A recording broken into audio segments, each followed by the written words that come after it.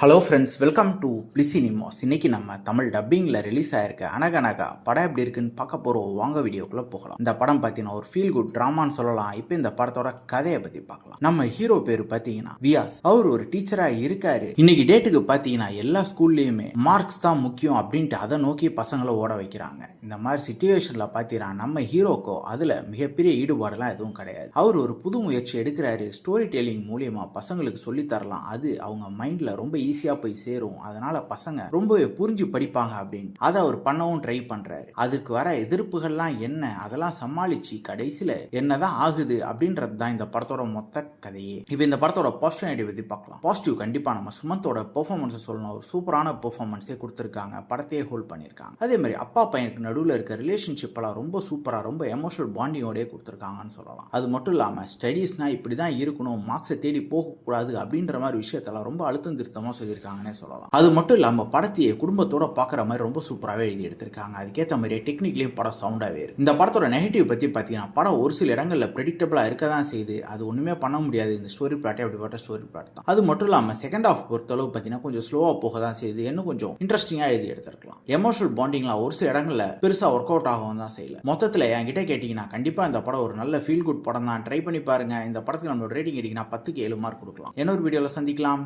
Thank you.